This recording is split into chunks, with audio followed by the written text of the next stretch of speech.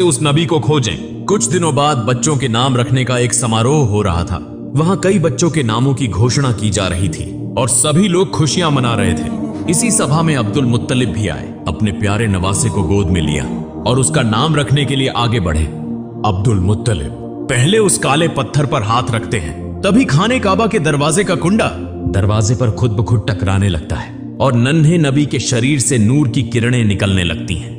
अब्दुल मुत्तलिब सबके सामने खड़े होकर बच्चे का नाम मोहम्मद रखने की घोषणा करते हैं। यह सुनकर वहां मौजूद विभिन्न कबीलों के लोग हैरान रह जाते हैं और कहने लगते हैं, यह कैसा नाम है? यह तो हमारे किसी देवी या देवता के नाम से नहीं मिलता। वास्तव में उन्होंने इससे पहले मोहम्मद नाम कभी नहीं सुना था, इसीलिए लोग आपस में इस नाम पर बहस करने लगे। तभी नबी के चाचा अबू तालिबा आगे आते हैं और कहते हैं, ए लोगो, चुप हो जाओ। यह बच्चा मोहम्मद के नाम से जाना जाएगा और तुम लोग इस नाम को कभी भी बदल नहीं सकते।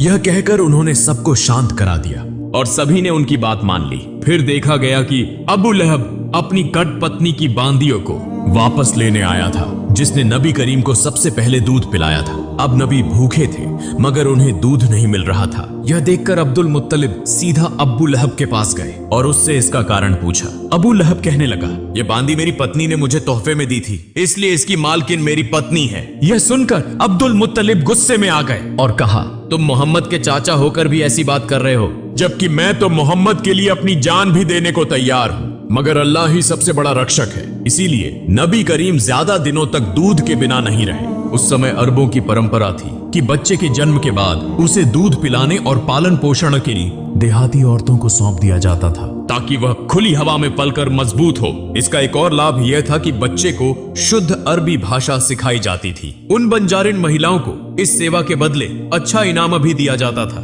हर साल वह रेगिस्तानी महिलाएं मक्का आती थीं ताकि